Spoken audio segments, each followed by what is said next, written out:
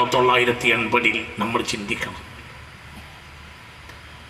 മുഅ്മിനീങ്ങളെ, അതൊക്കെ പഴമക്കാട് സാക്ഷിയുള്ള സത്യമാണ്. ആർക്കാണ് അതൊക്കെ നിഷേധിക്കാൻ കഴിയുക? 40ഓളം കുടുംബങ്ങൾ അള്ളാഹുവിന്റെ സത്യമതത്തിൽ നിന്ന് പുറത്തു പോയപ്പോൾ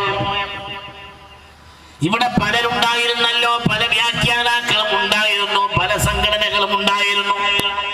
എല്ലാ സംഘടനകളും ഒരേ മനസ്സോടുകൂടെ കഴിച്ചുകൊണ്ട് അതിന് നല്ല ആള് ശംസുൽ ഉലമാ അബൂബക്കർ മുസ്ലിയാർ നബ്ബറല്ലാഹു മർഖദ, എല്ലാവരും സംഘടന വ്യത്യാസമില്ലാതെ എല്ലാ ആളുകളും പറഞ്ഞു അതിന് യോഗ്യനായ ആൾ ശംസുൽ ഉലമയാണ്. രണ്ട് ദിവസമാണ് എടക്കരയിൽ പ്രസംഗിച്ചത്. രണ്ട് ദിവസം. എന്റെ ബാപ്പയടക്കമുള്ള ആളുകളാണ് ക്ഷണിക്കാൻ പോയത്.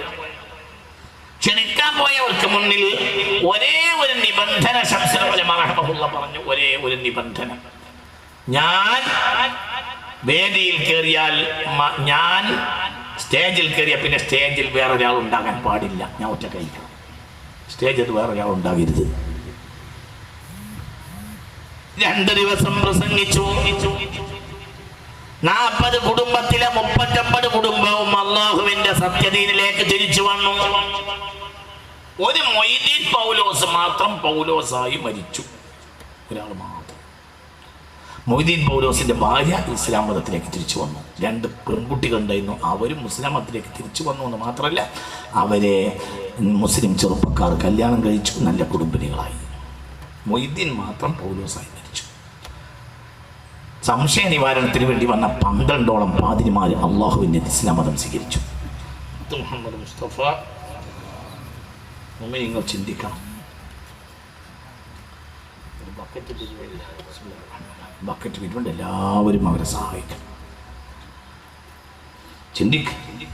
മുഅ്മിനീങ്ങളെ, ചിന്തിക്കണം. ഇവിടെ മഹാന്മാർ എന്തുകൊണ്ടാണ് അല്ലാഹു തആല ഇതൊക്കെ തൗഫീഖ് നൽകി, അള്ളാഹിന്റെ തൗഫീഖ് കിട്ടിയ ആളുകളെ പറ്റിയാണ് ഈ പറയുന്നത്. 39 കുടുംബം ഇസ്ലാമിൽ വന്നു എന്ന് മാത്രമല്ല, പാതിരിമാര് വന്നു. ശുദ്ധമായ സുറിയാനിയിൽ അതിമനോഹരമായ പ്രഭാഷണം നടത്തി പരിശുദ്ധ ഖുർആന്റെ വ്യക്തതയും അതിന്റെ സമഗ്രതയും വിശദീകരിച്ചുകൊണ്ട് 2 ദിവസം എടക്കരയിൽ പ്രസംഗിച്ചു ശംസുൽ ഉലമാ. അന്ന് എടക്കര പള്ളി പഴയ ഒരു പള്ളിയാണ്, പഴയ പള്ളിയാണ്. ആ പള്ളിയുടെ ചെരുവിൽ ഇങ്ങനെ ഓടിങ്ങനെ തൽക്കാലം പട്ടിക അടിച്ചിട്ട് തൽക്കാലം ഒന്നിങ്ങനെ നീട്ടിയിരുന്നു. അവിടെയായിരുന്നു മഞ്ചേരിക്കാരൻ നെല്ലിക്കുത്ത് കുഞ്ഞാം മുസ്ലിയാരായിരുന്നു അന്ന് ഖാദി. അദ്ദേഹത്തിൻ്റെ മുറി, ആ മുറിയിൽ തന്നെ ശംസുൽ ഉലമയും പാർത്തു. അന്ന് എടക്കരയിൽ നല്ല ലോഡ്ജ് ഇല്ല. അന്ന് നല്ല ലോഡ്ജ് ഉള്ളത് നിലമ്പൂരാണ്. നിലമ്പൂരിൽ നിന്ന് ലോഡ്ജ് ബുക്ക് ചെയ്തിരുന്നു നാട്ടുകാർ. പക്ഷെ അവിടെ ഞാൻ പോയി പാർക്കൂല, എനിക്ക് നിസ്കരിക്കാനും ജമാഅത്തിനും സൗകര്യം ലഭിക്കൂല എന്ന് പറഞ്ഞു. നിങ്ങൾ ചിന്തിക്കണം, അന്നും ഇന്നും തമ്മിലൊക്കെയുള്ള വ്യത്യാസമാണ് ഈ പറയുന്നത്. എടക്കര പള്ളിയുടെ ഒരു സൗകര്യവുമില്ലാത്ത എടക്കര പള്ളിയുടെ ചെരുവിൽ വന്നു പാർത്തു 2 ദിവസം. സുബ്ഹാനല്ലാഹ്, പ്രഭാഷണം ഒരു കാലഘട്ടത്തിന്റെ പ്രഭാഷണമായിരുന്നു. അതിന്റെ അലയൊലി അലയടിക്കാത്ത ഒരു സന്ദർഭമില്ല. ആ പ്രവർത്തനം പിന്നെ ആ വിഭാഗം ആളുകൾ നിർത്തിവെച്ചു. ശംസുൽ ഉലമ റഹ്മഹുല്ലാഹുവിന്റെ കാലത്ത് അവർ ഏർപ്പാട് തന്നെ നിർത്തിവെച്ചു. പിന്നെ ഖുർആന്റെ ആയത്ത് ദുർവ്യാഖ്യാനം ചെയ്യുന്ന പണി മർക്കസുൽ ബിഷാറ എന്ന പേരിൽ ഒരു സ്ഥാപനം മഞ്ചേരിയിൽ ക്രിസ്ത്യാനികൾക്കുണ്ടായിരുന്നു. ആ സ്ഥാപനം അതോടനുബന്ധിച്ച് അടച്ചു പൂട്ടി. ദുർവ്യാഖ്യാനമുള്ള എല്ലാ പഴുതുകളും അടച്ചു. കള്ളില്ലാതെ. എന്തുകൊണ്ട്? അല്ലാഹു തൗഫീഖ് ചെയ്ത നാളുകൾ നാവിനെ അത് കഴിയുള്ളൂ. മുഅ്മിനെ, പഴഞ്ചൻ എന്ന് നമ്മൾ വിചാരിക്കുന്ന പഴഞ്ച കാലഘട്ടത്തിൽ പഠിച്ച ഒരു മനുഷ്യൻ ആധുനികമായ ചോദ്യത്തിന് മറുപടി പറഞ്ഞിരിക്കുന്നു. ശുദ്ധമായ ഇംഗ്ലീഷിലും ശുദ്ധമായ സുറിയാനിയിലുമാണ് ബഹുമാനപ്പെട്ട മഹാനായ ശംസുൽ ഉലമാ റഹ്മഹുല്ലാഹ് ചോദ്യങ്ങൾക്ക് സംശയ നിവാരണം നടത്തിയിട്ട് എടക്കരയിൽ പ്രസംഗിച്ചത്. ചിന്തിക്കുക, അതേക്കുറിച്ച് തന്റെ ശിഷ്യഗണങ്ങളോട് അസ്റാറിന്റെ ശൈഖായ മഹാനായ തൃപ്പനച്ചി മുഹമ്മദ് മുസ്ലിയാർ നബ്ബറല്ലാഹു മർഖദഹ വഖദ്ദസല്ലാഹു സിർറുൽ അസീസ്.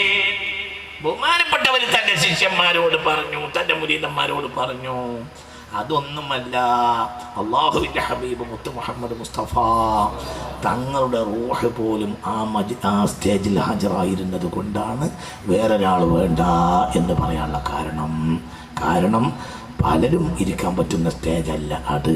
ആ രാത്രി ആ സ്റ്റേജിൽ 2 ദിവസം ഹബീബായ റസൂലുള്ളാഹിയുടെ റൂഹ് പോലും ഉണ്ടായിരുന്നു.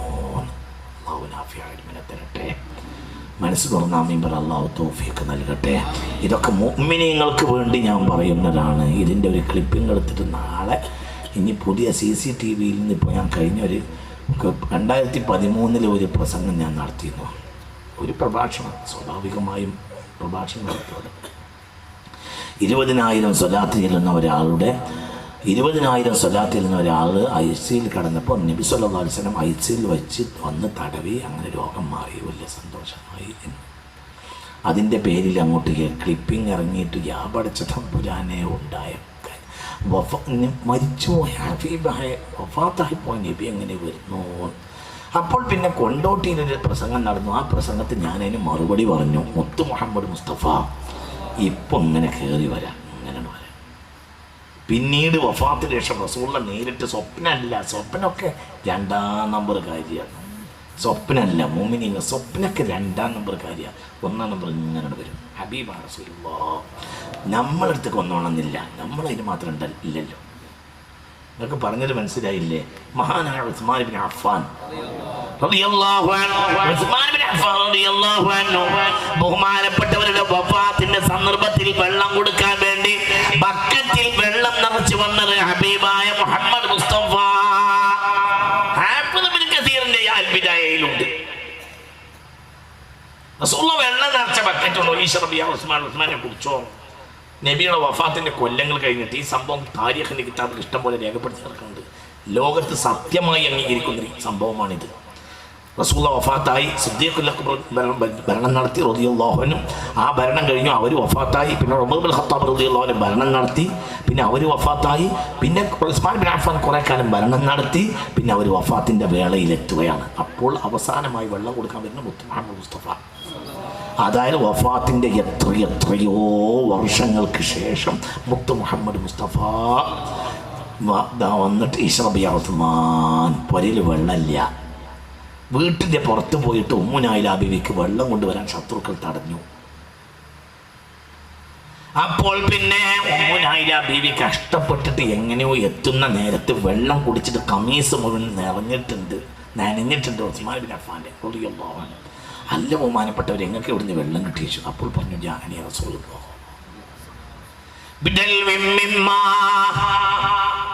വെള്ളം നിറച്ച ബക്കറ്റ് കൊണ്ട് ഹബീബായ നബി വന്നതാണ്.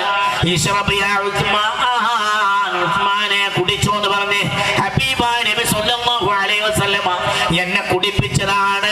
അതുകൊണ്ടാണ് ആ കുടിച്ച് ഞാൻ എൻ്റെ വയറ് നിറയോളം കുടിച്ചു. മുസ്തഫായ നബി കൊണ്ടുവന്ന വെള്ളമല്ലേ, അതുകൊണ്ട് ഞാൻ ആ വയറ് നിറച്ച് കുടിച്ച്. പിന്നെ എൻ്റെ കമീസ് നനക്കുന്ന രൂപത്തിൽ മുഖത്തേക്ക് ഒഴിച്ച്, അതാണ് പെണ്ണെ ഈ കാണുന്നത് എന്ന് സയ്യിദുനാ ഉസ്മാൻ. ഇത് സ്വപ്നമല്ല, ഇത് യാഥാർത്ഥ്യം. ഇത് അതിനൊരു മറുപടിയും പറഞ്ഞു. ഇപ്പോൾ ഈ കഴിഞ്ഞ ആഴ്ച അവർ തിരിച്ചു ചോദിച്ചിട്ടുണ്ട്, അങ്ങനെയാണെങ്കിൽ ആശുപത്രിയുടെ CCTV ക്യാമറ പരിശോധിച്ചൂടെ? എന്താ ഈ മനുഷ്യന്മാരോട് പറയുക? എന്ത് പറയാനാണ് മനുഷ്യന്മാരെ? എന്ത് പറയാനാണ് ഇങ്ങനത്തെ മനുഷ്യന്മാരോട്? അല്ല, ദീനുൽ ഇസ്ലാമിൽ നിരീശ്വരവാദം കൊണ്ടുവരുക, ദീനുൽ ഇസ്ലാമിൽ യുക്തിവാദം കൊണ്ടുവരുക, ദീനുൽ ഇസ്ലാമിൽ നിഷേധവാദം കൊണ്ടുവരുക തന്നെ. നിങ്ങൾ ചിന്തിക്കുക, എന്താണ് ഈ എന്താണ് ഈ പറയുന്നത്? ഞാനിത് തമാശ പറയുകയല്ല, ഇത് മുഅ്മിനീങ്ങളോടുള്ള വർത്തമാനമാണ്. നിഷേധികളോട് വർത്തമാനമില്ല. നിഷേധികളെ പെരുമ്പനയടിച്ചു കൊണ്ട് നടക്കുന്നവരോട് വർത്തമാനമില്ല. നിഷേധികളായ തമ്മാടികളാണ് ഇവിടെ നവോത്ഥാനം ഉണ്ടാക്കിയത് എന്ന് പറയുന്ന ആളുകളോട് വർത്തമാനമില്ല.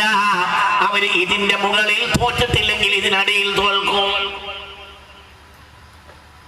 ഇത് റഹ്മത്തുള്ള തമാശ പറയുകയല്ല. ഇത് ഞാൻ എടവണ്ണപ്പാറയുടെ പരിസരത്താണ്, വാഴക്കാടിന്റെ പരിസരത്താണ് ഇത് പറയുന്നത് എന്ന ബോധത്തോടു കൂടി തന്നെ പറയുകയാണ്. നിഷേധികളാണ് ഇവിടെ ഏറ്റവും വലിയ നവോത്ഥാനം ഉണ്ടാക്കിയത് എന്ന് പറയുന്ന ആളുകളുണ്ടല്ലോ. നിങ്ങൾ ഈ ഭൂമിക്ക് മുകളിൽ വിരാജിച്ച് നടന്നാലും ഭൂമിക്കടിയിൽ കുടുങ്ങിപ്പോകും. എന്തുകൊണ്ട്? അവര് നവോത്ഥാനമല്ല ഉണ്ടാക്കിയത്, അവർ നിഷേധമാണ്. യാതൊരു സംശയവും. ബഹുമാനപ്പെട്ട മഹാനായ ശംസുൽ ഉലമ റഹ്മഹുല്ലാഹ് എന്താണ് പറഞ്ഞത് എന്ന് മുഅ്മിനീങ്ങൾക്ക് ഞാൻ പറഞ്ഞുതരാം. തൃപ്പനച്ചി മുഹമ്മദ് മുസ്ലിയാർ തൻ്റെ ശിഷ്യന്മാരോട് പറഞ്ഞു. ആ കേട്ട ശിഷ്യന്മാർ ഇന്ന് ജീവിച്ചിരിപ്പുണ്ട്. അത് ഞാൻ തെളിവ് പറഞ്ഞുതരാം. അതിന് തൃപ്പനച്ചി മുഹമ്മദ് മുസ്ലിയാരെ വിശ്വസിക്കണം. അവർ അള്ളാഹിൻ്റെ ആരിഫായിരുന്നു, വലിയായിരുന്നു എന്ന് വിശ്വസിക്കണം. അള്ളാഹു നമുക്ക് തൗഫീഖ് തരട്ടെ. അതിന് അള്ളാഹു വലിയ എന്നല്ല എന്ന് പറഞ്ഞാൽ പിന്നെ ഇങ്ങനെ എന്താ ചെയ്യുക? അള്ളാഹു വലിയ എന്നല്ല എന്ന് പറഞ്ഞാൽ പിന്നെ എന്ത് ചെയ്യും? ചിന്തിക്കും. മുഅ്മിനീങ്ങളെ ചിന്തിക്കണം. അന്ന് രാത്രി ഹബീബായ മുത്ത് മുഹമ്മദ് മുസ്തഫ തങ്ങളുടെ റൂഹ് ആ സ്റ്റേജിന്റെ മുകളിൽ ഉണ്ടായിരുന്നു. അതുകൊണ്ടാണ് അള്ളാന്റെ ഹബീബിന്റെ സമ്മതപ്രകാരമാണ് എടക്കരയിൽ ശംസുൽ ഉലമ പ്രസംഗിച്ചത് എന്ന് തൃപ്പനച്ചി മുഹമ്മദ് മുസ്ലിയാർ അള്ളാഹുവിനൊക്കെ ദറജ കൊടുക്കട്ടെ.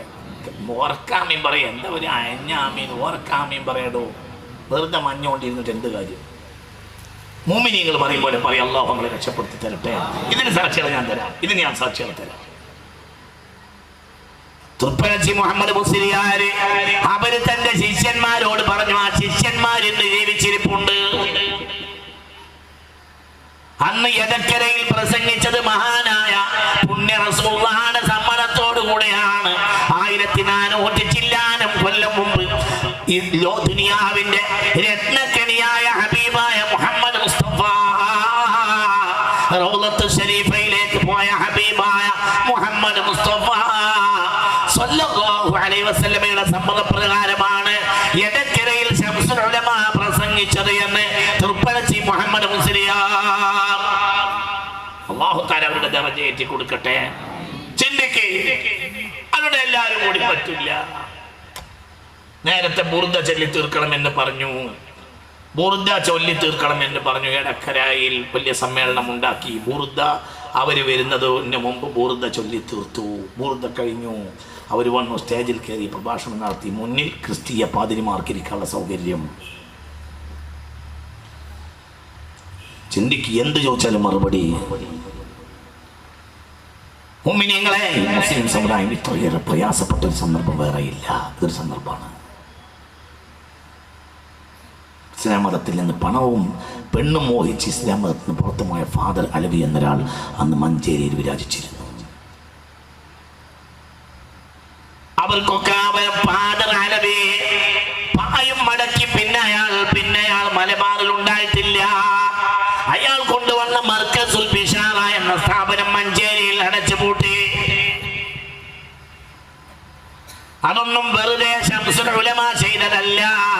അത് ബിഇദ്നി റസൂലില്ലാഹ്, അത് മുസ്തഫ റസൂലുള്ളാഹിയുടെ സമ്മതപ്രകാരം ചെയ്തതാണെന്ന് സിററിയുന്ന മശായിഖന്മാർ പറഞ്ഞിട്ടുണ്ട്. സിററിയുന്നവരിൽ നേതാവായിരുന്നു മലബാർ കണ്ട ഏറ്റവും വലിയ സൂഫിയായ തൃപ്പനച്ചി മുഹമ്മദ് മുസ്ലിയാർ നവ്വറല്ലാഹു മർഖദാ. മുഅ്മിനീങ്ങളുടെ കാര്യം പറഞ്ഞത് മറ്റൊരുവിടെ ഇവിടെ വർദ്ധനല്ല. മറ്റവരോട് അവസാനം പറഞ്ഞ നേരം കളയാനൊന്നും ഞാനില്ല.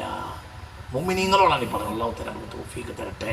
എനിക്കിപ്പോൾ രാത്രിയാണെന്നത് പോലെ അത് ഉറപ്പാണ്. എനിക്കിപ്പോൾ രാത്രിയാണെന്നത് പോലെ അത് ഉറപ്പാണ്. ഇപ്പോൾ രാത്രിയാണെന്നത് ഉറപ്പതായതുപോലെ റസൂലുള്ളാഹി രാത്രി സ്റ്റേജിലുണ്ട് എന്നത് എനിക്കുറപ്പാണ്. എനിക്കത് അവർ പറഞ്ഞാൽ മതി. പിന്നെ എനിക്കത് അള്ളാഹിൻ്റെ തൗഫീഖിനാൽ അതൊക്കെ സാധാരണ സംഭവമാണ്. ഞാൻ അള്ളാഹിൻ്റെ ഹബീബിനോട് ചോദിച്ചിട്ടല്ലാതെ ഒരു വിഷയവും ഇഹ്യയിൽ എഴുതിയിട്ടില്ല എന്ന് ഇമാം ഗസ്സാലി ഉറക്കപ്പറ റളിയല്ലാഹു 4 വാള്യമുള്ള ഇഹ്യാ ഉലൂമുദ്ദീൻ അതിൽ പറഞ്ഞ ഓരോ വിഷയം ഞാൻ മുത്തനബിയോട് ചോദിച്ചിട്ടുണ്ട്. മിക്കവാറും രാത്രി റസൂലുള്ളാഹിന്റെ വീട്ടിൽ വരാറുണ്ട്. ആര് പറയാ? ഇമാം ഗസ്സാലി റളിയല്ലാഹു. ഹിജ്റ 450 ജനിച്ചിട്ട് 500 വഫാത്തായി. 50ാമത്തെ വയസ്സിൽ വഫാത്തായി ഇമാം ഗസ്സാലി. അതായത് ഹബീബായ റസൂലുള്ളാഹി സ്വല്ലല്ലാഹു അലൈഹി വസല്ലമ തങ്ങൾ വഫാത്തായിട്ട് 450 ചില്ലാനം കൊല്ലം കഴിഞ്ഞിട്ടാണ്, 450 കൊല്ലം കഴിഞ്ഞിട്ടാണ് ആര് ജനിക്കുന്നത്? ഇമാം ഗസാലി. അവർ പറയുക കസീറമായി യുറാഫില്ലയിൽ, അവർക്ക് അദ്ദുറത്തുൽ ഫാഖിറ വദഖീറത്തുൽ ഷാക്കിറ എന്നൊരു കിതാബ് ഇമാം ഗസാലി കൊണ്ട് വഹാബി. അതൊക്കെ ഒന്ന് എടുത്തു നോക്കിടൂ. എൻ്റെ വീട്ടിൽ മിക്കവാറും രാത്രി റസൂൽ വരാറുണ്ട്. ആര് പറയാ? ഇമാം ഗസാലി. ഞാൻ ചോദിക്കുന്ന ആളെന്താ ചെയ്യുന്നുണ്ട് നബിയെ? പുണ്യനബിയോട് നിങ്ങൾ ചിന്തിക്കുക, എന്താ വിചാരിച്ചത്? എന്ത് റസൂലുള്ളാഹിന്റെ ഉമ്മത്ത് എന്നാണ് എന്താ വിചാരിച്ചത്? ഇവിടെ ഖിയാമത്ത് നാൾ വരെ റസൂലുള്ളാഹിന്റെ സാന്നിധ്യം ഉണ്ടാവും. അള്ളാഹു തൗഫീഖ് തരട്ടെ, അള്ളാഹു തൗഫീഖ് തരട്ടെ. കുഴങ്ങൂല, മുഅ്മിനീങ്ങൾ കുഴങ്ങൂല, നിങ്ങൾ വിചാരണ കുഴങ്ങൂല. ഖിയാമത്ത് നാൾ വരെ ഹബീബായ റസൂലുള്ളാഹിന്റെ സാന്നിധ്യം ഉണ്ടാവും, ഹബീബായ നബിയുടെ മദദ് ഉണ്ടാവും. അള്ളാഹു തൗഫീഖ് തരട്ടെ. വെറുതെയല്ല. ഇൻ തൽഖഹുൽ ഉസുദു ഫീ അജാമിഹാ തജ്മീ മൗലായ സ്വല്ലി വസല്ലിം ദായിമൻ അബദാ ഹബീബിക ഖൈറിൽ ഖൽഖി കുല്ലിഹിം. ഹബീബായ നബി സ്വല്ലല്ലാഹു അലൈഹി വസല്ലമ തങ്ങളുടെ സാന്നിധ്യം ഉണ്ടാവും, ഹബീബായ റസൂലുള്ളാഹിന്റെ സഹായം ഉണ്ടാവും. ഉണ്ടായാലോ കാട്ടിലെ സിംഹം പോലും അഭയം തരും. ഇബ്നു തൈമിയ പോലും അൽ വിലായത്ത് വൽ കറാമ എന്ന ഗ്രന്ഥത്തിൽ രേഖപ്പെടുത്തിയിട്ടുണ്ട്. റസൂലുള്ളാഹിന്റെ ഒരു ഖാദിമ് സ്വല്ലല്ലാഹു അലൈഹി വസല്ലം ഒരിക്കൽ കപ്പൽ പൊളിഞ്ഞ് രക്ഷപ്പെട്ട് ഒരു കാട്ടിലൂടെ നടന്നപ്പോൾ മഹാനായ സഫീനത്ത് റസൂലില്ലാഹി ഖാദിമ റസൂലില്ലാഹി സ്വല്ലല്ലാഹു അലൈഹി വസല്ലം സിംഹം വന്നു. സിംഹത്തോട് പറഞ്ഞു, ഖാദിമ റസൂലില്ലാഹ്, എന്നെ തൊട്ട് കൊണ്ടടോ, ജീവി തൊട്ട ഇന്ന് ഇജി കൊടുക്കും, ഇജി എന്നെ തൊട്ടാ കൊടുക്കും. അന ഖാദിമ റസൂലില്ലാഹ്, ഞാൻ റസൂലുള്ളാഹിന്റെ ഖാദിമാണ്, ഞാൻ മുത്ത് റസൂലുള്ളാഹിന്റെ ഖാദിമാണ് സ്വല്ലല്ലാഹു അലൈഹി വസല്ലം. റസൂലുള്ളാഹിന്റെ പേരാണ് കേട്ടതോടുകൂടെ സിംഹത്തിന്റെ കോലാണ് മാറി. സിംഹം വിനയം കാണിച്ചു. അതിൻ്റെ വാല് പിന്നെ അനക്കാനും അത് വാലാട്ടാനും തുടങ്ങി സിംഹം. പിന്നെ സിംഹം ഈ മഹാനായ സഫീന റസൂൽ റളിയല്ലാഹുവിൻ്റെ കൂടെ നടന്നു വന്നു. ഹത്താ ലഹിഖ ബിൽ ഖറിയ, ഒരു ഗ്രാമത്തിൽ അദ്ദേഹം എത്തിച്ചേരുന്നത് വരെ മറ്റു കാട്ടുജീവികളിൽ നിന്ന് അദ്ദേഹത്തെ സംരക്ഷിച്ചുകൊണ്ട് സിംഹം കൂടെ നടന്നു. ഒരു ഗ്രാമത്തിലേക്ക് ഈ മഹാനെ സ്വഹാബി ഒരു ഗ്രാമത്തിലേക്ക് ചേരുന്നത് വരെ സിംഹം കൂടെ നടന്നു. ആ ഗ്രാമത്തിലേക്ക് സ്വഹാബി ചേർന്നപ്പോഴോ രണ്ട് മുങ്കൈകളും നീട്ടി നിന്നിട്ട് യാത്രാമംഗളം പറഞ്ഞ് സിംഹം തിരിച്ചു പോയി.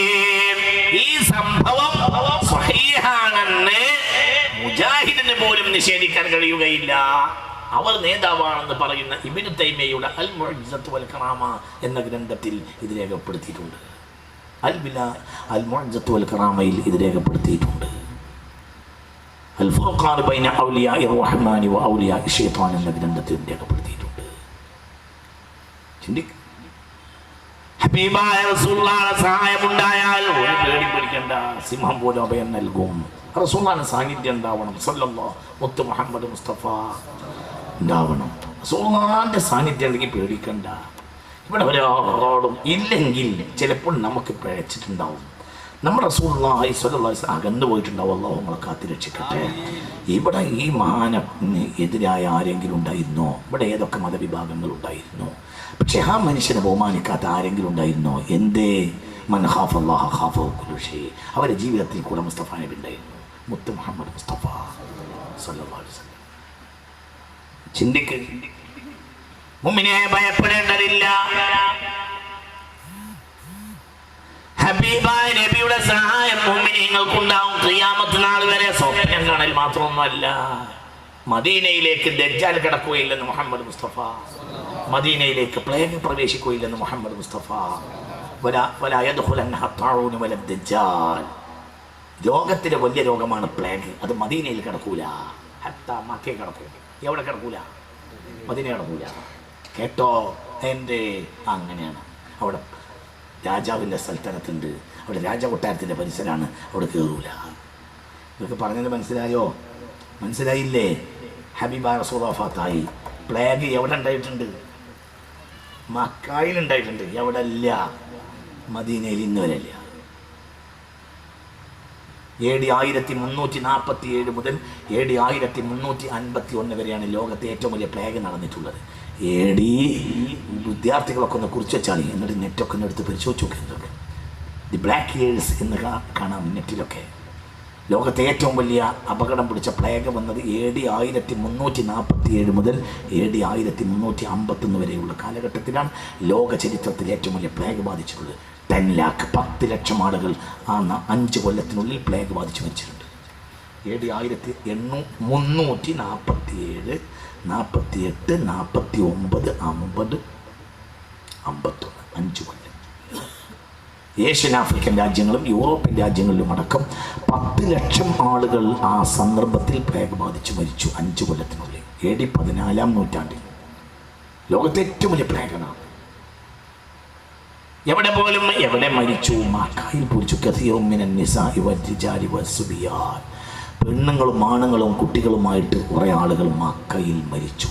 ഇല്ലൽ മദീന, മദീനയിൽ പ്ലേഗില്ല.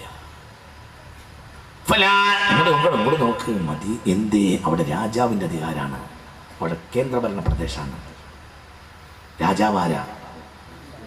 ഒന്ന് പറ പുണ്യ റസൂല്. എന്താണ് മനുഷ്യന്മാരെ ചിന്തിക്കാത്തത്? എന്താണ് മനുഷ്യന്മാരെ ആലോചിക്കാത്തത്? എന്തൊക്കെ എന്ത് കാര്യം? തലക്ക് കയറേണ്ടത് തലക്ക് കയറിയിട്ട് കയറാത്ത എൻ്റെ കുഴപ്പമാണോ? നിങ്ങൾ ആലോചിക്കുക. മദീനയിലെ മക്കയിൽ മരിച്ചു, മദീനയിൽ മരിച്ചില്ല. അതുകൊണ്ടാണ് എന്തുണ്ടായത്? ഹിജ്റ 9-ാം നൂറ്റാണ്ടിലും ഹിജ്റ 10-ാം നൂറ്റാണ്ടിന്റെ തുടക്കത്തിലും മലബാറിൽ കോളറയുണ്ടായി, പ്ലേഗ് ബാധിച്ചു.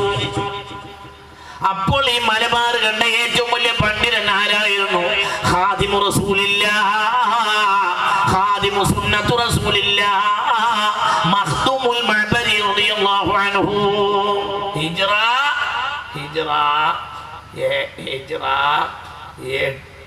9-10 നൂറ്റാണ്ടുകളിൽ ഹിജ്റ 871 ജനിക്കുകയും ഹിജ്റ 928 വഫാത്താവുകയും ചെയ്ത ആളാണ് മഖ്ദൂമുൽ മഅബരി റളിയല്ലാഹു അൻഹു.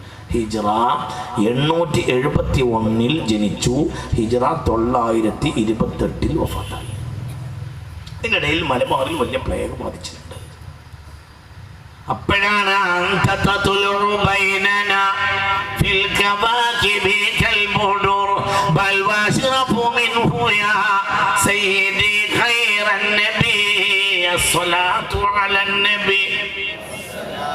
على الرسول الشفيع الأبطاحي والحبيب العربي. 21 കിതാബുണ്ട് മഖ്ദൂമുൽ മഅബരി തങ്ങൾക്ക്. മുതഫരിദ് അതിൽപ്പെട്ടതാണ്, അദ്കിയ അതിൽപ്പെട്ടതാണ്, മംഗൂസ് മൗലൂദ് അതിൽപ്പെട്ടതാണ്. ആരുടെ കിതാബാണ്? മഖ്ദൂമുൽ മഅബരി റളിയല്ലാഹു അൻഹു. ചിന്തിക്കണം, ഞാൻ നീട്ടി പറയുന്നില്ല, ചിന്തിക്കണം. അതുകൊണ്ടാണ് എൻ്റെ ദുആയിൽ തന്നെ കണ്ടില്ലേ, സലാത്തൻ തുൻജിനാ ബിഹാ മിൻ ജമീഇൽ അഹ്വാലി വൽ ബലിയാത്ത് വതുസല്ലിമുനാ ബിഹാ മിൻ ജമീഇൽ അസ്ഖാമി വൽ ആഫാത്ത് വതുതഖിറുനാ ബിഹാ മിൻ ജമീഇൽ സയ്യിആത്ത് وتغفر لنا بها جميع الخطيئات وتقضي لنا بها جميع الحاجات وترفعنا بها عندك على الدرجات وتبلغنا بها أقصى الغايات من جميع الخيرات في الحياة بعد الممات. اللهم إنا نتوسل إليك باسمك العظيم وبجاه نبيك الكريم ووليك العظيم أن تكفر عنا الذنوب وتستر العيوب وتحسن الأخلاق وتوسع الأرزاق وتشفي الأسقام وتعافي الألم وأن تدفع عنا وعن غير بلدنا وبيتنا. ഈ വിഷക്കാറ്റൊന്ന് എടുത്തു കളയണം റബ്ബേ. എല്ലാവരും ഇല്ലാതെയാക്കുന്ന ഈ രോഗം.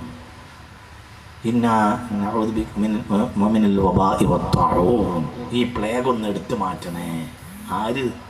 ബഹുമാനപ്പെട്ട മഖ്ദൂമുൽ മഅബരി തങ്ങൾ. അതാണ് മംഗൂസ് മൗലൂദിൽ പ്ലേഗിനെതിരെ ദ്വാരക്കാൻ കാരണം. പ്ലേഗ് ഉണ്ടായപ്പോൾ പ്ലേഗിന് പരിഹാരമാക്കി ഉണ്ടാക്കിയതാണ് എന്ത്? മംഗൂസ്. അതിന് കാരണം എന്താ? മദീന ഉണ്ടാകുക.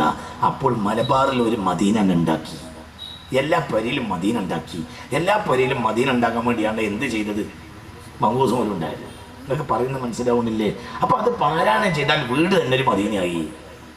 മദീനയിൽ എന്തുണ്ടാവില്ലല്ലോ? പ്ലേഗ് ഉണ്ടാവില്ലല്ലോ. എങ്ങനെയുണ്ട്? ഇവരൊക്കെ വെട്ടികളും പൊട്ടന്മാരും, ഇവരൊക്കെ തിരിയാത്തവരും. ഇതൊക്കെ കഴിഞ്ഞിട്ട് ഈ ഫായിദയും വാങ്ങിയിട്ട് ഈ കുഴിമന്തിയും കബറുമന്തിയും മിണുങ്ങണം ഇന്നത്തെ മനുഷ്യന്മാർ സാഹചര്യങ്ങളും. ഇതൊക്കെ തലയിൽ വെള്ളം പറ്റുമ്പോഴേ പറയാൻ കഴിയുള്ളൂ. ഇന്ന് മുഅ്മിനീങ്ങൾക്ക് പറയാൻ കഴിയില്ല. അവരൊക്കെ മോശക്കാർ, നമ്മളൊക്കെ മുഅ്മിനീങ്ങൾ.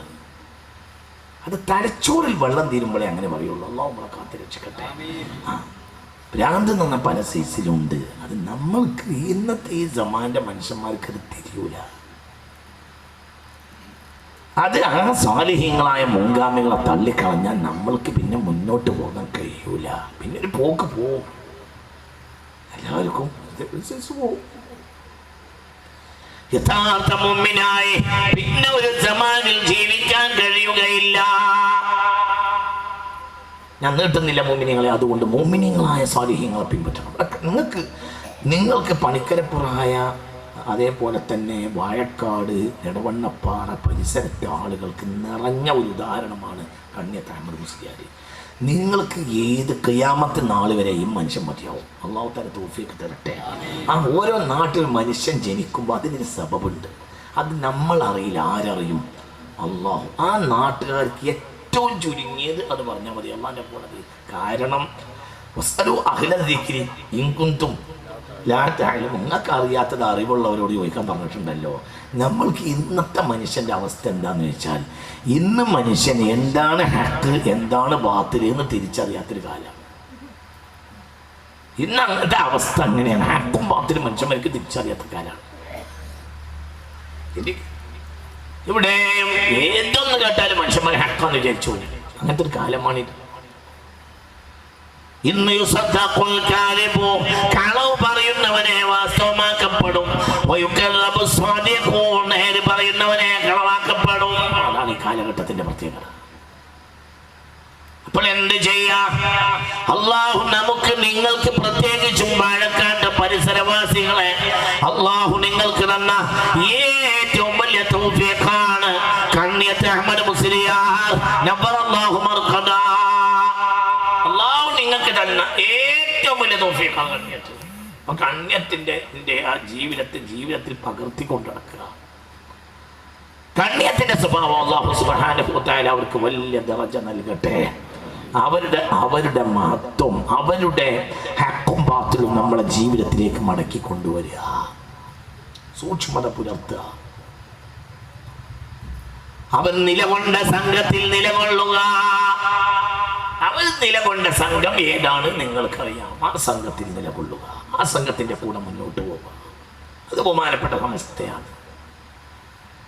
അതിൻ്റെ കൂടെ നിൽക്കുക. അദ്ദേഹം സമസ്തയുടെ പ്രചാരകനാണ്, അദ്ദേഹം സമസ്തയുടെ പ്രസിഡന്റാണ്, അദ്ദേഹം സമസ്തയുടെ കൂടെ നിന്ന ആളാണ്, അദ്ദേഹം സമസ്തയുടെ ഒരു കാലഘട്ടത്തിൻ്റെ ഒരു പിതാവാണ്. മാത്രമല്ല സമസ്ത കേരള ജംഇയ്യത്തുൽ ഉലമയുടെ രൂപീകരണ യോഗത്തിൽ പങ്കെടുത്ത ആളാണ് കണ്ണിയത്ത് അഹ്മദ് മുസ്ലിയാർ നവ്വറല്ലാഹു മർഖദാ. വരക്കൽ ബഅലവി മുല്ലക്കോയ തങ്ങളും പാങ്ങിൽ അഹ്മദ് കുട്ടി മുസ്ലിയാർ അടക്കമുള്ള മഹാന്മാർ ബഹുമാനപ്പെട്ട സമസ്ത ഉണ്ടാക്കിയപ്പോൾ അതിന്റെ രൂപീകരണ യോഗത്തിൽ പങ്കെടുത്ത മഹാനാണ് കണ്ണിയത്ത് അഹ്മദ് മുസ്ലിയാർ നവ്വറല്ലാഹു മർഖദാ. അപ്പോൾ ചിന്തിക്കുന്ന ആളുകൾക്ക് ഇതൊക്കെ ധാരാളം വലിയ ദൃഷ്ടാന്തമാണ്. രക്ഷിതാക്കൾ പ്രത്യേകിച്ചും ഇന്നത്തെ കാലഘട്ടത്തിൽ ശ്രദ്ധിക്കണം. തോന്നിയതിന്റെ പിന്നാലെ മക്കളെ അയക്കരുത്. മക്കളെ ഇന്ന് പലരും കിഡ്നാപ്പ് ചെയ്യുന്ന പല സംഘങ്ങളും മക്കളെ ഇന്ന് നമ്മൾ അറിയാതെ കൊണ്ടുപോകുന്ന ഒരു കാലഘട്ടമാണ് ഇത്. ഖിയാമത്ത് നാളാണ്. ഇത് നമ്മൾ ചിന്തിക്കണം. ഈമാൻ കട്ടുകൊണ്ടുപോകുന്ന കാലമാണ്. അല്ലാഹു നമ്മളെ കാക്കട്ടെ. അവസാന അവസാന കാലഘട്ടത്തിലെ മനുഷ്യന്റെ സ്വഭാവമാണ് അവസാനത്തെ സൂറത്ത്. ഖുൽ അഊദു ബിറബ്ബിന്നാസ് മലിക്കിന്നാസ് ഇലാഹിന്നാസ് മിൻ ശർരിൽ. ഇന്നത്തെ കാലത്തെ മനുഷ്യന്മാർക്ക് വസുവാസാണ്. വസുവാസ് എന്ന് പറഞ്ഞാൽ രാവിലെ തോന്നും ഒരു പാർട്ടി കൂടാണ്, ഉച്ചക്ക് തോന്നും വേറൊരു പാർട്ടി കൂടാണ്. വസുവാസ് അങ്ങനെ വസുവാസ് എന്ന് പറഞ്ഞാൽ അതാണല്ലത്. ഈ നിസ്കാരത്തിലാണെങ്കിൽ ഇയ്യാക്ക പറഞ്ഞ് ശരിയായിട്ടില്ല തോന്നുന്നു. ഉളു കൊടുക്കുന്നിടത്താണെങ്കിൽ ഹൗലിൻ്റെ കമ്പട് മാന്തിയാലും ഉളുകൊണ്ട് കിട്ടിയിട്ടില്ല തോന്നുന്നു. പറയും മനുഷ്യന്മാർ ഇന്ത്യ അങ്ങനെ തന്നെയല്ലേ. പറയും കക്കൂസ് പോയി ഇറങ്ങിയാലും ശരിക്കും കഴുകിയിട്ടില്ല തോന്നുക. ഇതാണല്ലോ എന്ത് ഒന്ന് പറയും മനുഷ്യന്മാരെ. ഇതന്നല്ലേ വസുവാസ്. ഇതാണ് ഇപ്പൊ ഈ ആഖിർ സമാനിലെ വസുവാസ്. അത് വേറൊരു വസുവാസ്. എന്ത് അങ്ങനെ ആകെ ഓരോരുത്തരും തോന്നിയതിന്റെ പിന്നാലെ പോവുക, തോന്നിയ സംഘടനയുടെ പിന്നാലെ പോവുക, അവിടുന്ന് പിന്നെയും പോവുക. അതാണ് അല്ലദീ യുവസ്വിസു ഫീ സുദൂരിൻ നാസി മിനൽ ജിന്നത്തി വന്നാസ്. മനുഷ്യനെ വസുവാസാക്കി നുണകൾ പ്രചരിപ്പിച്ച് ഹക്കായ വഴിയിൽ നിന്ന് മനുഷ്യരെ തെറ്റിപ്പിക്കുന്ന മനുഷ്യന്മാരുണ്ട്, ജിന്നുകളുണ്ട്, ശൈത്താന്മാരായ മനുഷ്യന്മാരുണ്ട്. അവർ ഹക്കിൽ നിന്ന് മനുഷ്യരെ തെറ്റിപ്പിക്കും. അങ്ങനത്തെ കാലമാണ് ഇത്. അവസാനത്തെ സൂറത്താണ്. അവസാനത്തെ കാലത്ത് ഈ സൂറത്തിന് വലിയ വിലയാണ്. നിങ്ങൾക്ക് പറഞ്ഞ മനസ്സിലായോ? ഇന്നിപ്പം നാട്ടിലാകെയുള്ള രോഗം എന്താണ്? വസുവാസ്. ഒക്കെ വസുവാസ്, എല്ലാം വസുവാസ്. അപ്പൊ പിന്നെ എന്താണെന്നറിയോ? ഇളകാനാണല്ലോ വസുവാസ് എന്ന് പറഞ്ഞാൽ അതിന് ഇളക്കം. വസുവാസിന്റെ പദത്തിൽ തന്നെ ഒരു ഇളക്കാണല്ലോ. വസ്സാണ്. ഒരു വസ്സല്ല, 2 വസ്. നിങ്ങൾക്ക് മനസ്സിലായോ? വസുവാസ് അതന്നല്ലേ വസുവാസ്. വസ് പ്ലസ് വസ്സാണ് വസുവാസ്. ഞങ്ങൾക്ക് തന്നെ സല്ല അനങ്ങി, സൽസല പിന്നെ അനങ്ങിയപ്പോൾ കുലുങ്ങി. അതാണല്ലോ ഭൂകമ്പം. മനസ്സിലായില്ല? സല്ല അനങ്ങി, സൽസല കുലുങ്ങി. അനങ്ങിയത് പിന്നെ അനങ്ങിയാൽ എന്തായി? ഒന്ന് പറ എൻ്റെ പണിക്കരപ്രായക്കാരെ. അനങ്ങിയത് പിന്നെ അനങ്ങിയാൽ എന്തായി? കുലുങ്ങൽ. അതന്നെ വസുവാസ്. വസ് ഒന്ന് തോന്നുക, പിന്നെ വേറൊന്ന് തോന്നുക. അപ്പോൾ അനങ്ങാത്ത കൊണ്ടേ കിട്ടുക. അനങ്ങാത്തത് എന്താണ്? അനങ്ങാത്ത സ്വാലിഹീങ്ങളെ മാർഗം അത് ഇളകൂല. അത് അവിടെ കൊണ്ടുപോയി കിട്ടുക. അവരാരും വന്നാലും ഇളകാത്തവരാണ്. അവർ ജീവിതത്തിൽ മാർഗത്തെ പിടിച്ചു, ആ മാർഗത്തിൽ മുന്നോട്ട് പോയി. കണ്ണിയത്തിനെ പോലത്തെ മനുഷ്യന്മാർ, അവരെ ആർക്കും ഇളക്കാൻ കഴിഞ്ഞിട്ടില്ല. ശംസുലമയെ പോലത്തെ ആളുകൾ അവരാർക്കും ഇളക്കാൻ കഴിഞ്ഞിട്ടില്ല. അവരിളകാതെ പാറ പോലെ സത്യദീനിൽ ഉറച്ചുന്ന മനുഷ്യന്മാരാണ്. അപ്പോൾ അവരെ മാർഗത്തിലും പോകുക. അതിൻ്റെ അപ്പുറം ചിന്തിക്കുന്ന വേണ്ട. കഴിഞ്ഞു, വിശദീകരണം കഴിഞ്ഞു. ഇനി എന്തിനാ അപ്പുറത്തേക്ക് വന്നു? അപ്പോൾ മുഅ്മിനീങ്ങളെ അവലംബിക്കുക. അല്ലാത്തയിലേക്ക് പോയാൽ മനുഷ്യൻ നാശമാവും.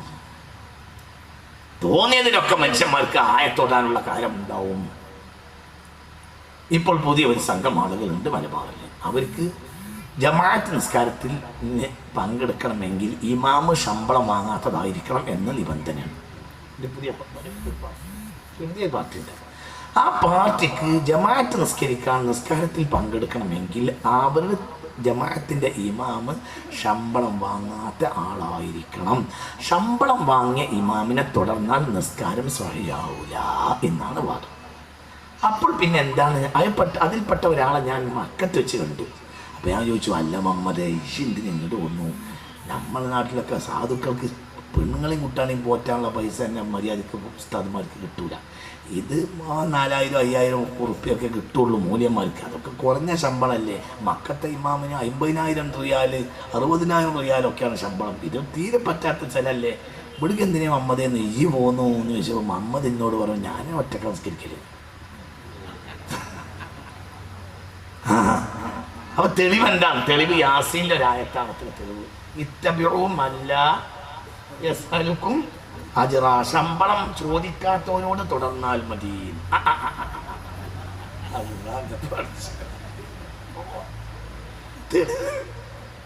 ആയത്ത് തെളിവുണ്ട്. നിങ്ങൾ തുടരുക മൻ ഒരാളോട്, ലാ യസ്അലുക്കും അയാൾ നിങ്ങളോട് ചോദിക്കുകയില്ല, അജ്റൻ കൂലി ചോദിക്കാത്തവരോട് തുടർന്നാൽ മതി. അപ്പൊ ഇമാം ആരാകണം? ശമ്പളം വാങ്ങരുത്. അങ്ങനുണ്ട്. അപ്പോൾ സിദ്ദീഖുൽ അക്ബറിനെ പറ്റൂല. കാരണം ബൈത്തുൽ മാലിൽ നിന്ന് ശമ്പളം സിദ്ദീഖുൽ അക്ബറിന് ഉണ്ടായിരുന്നു. അപ്പോൾ സിദ്ദീഖുൽ അക്ബറിനെ തുടരാൻ പറ്റാത്ത ആളാണ്. തിരിഞ്ഞിട്ടില്ല. ബൈത്തുൽ മാലിൽ നിന്നൊരു ശമ്പളം ഉമർ ഇബ്നുൽ ഖത്താബിനുണ്ടായിരുന്നു. അപ്പോൾ അവനും തുടരാൻ പറ്റൂല.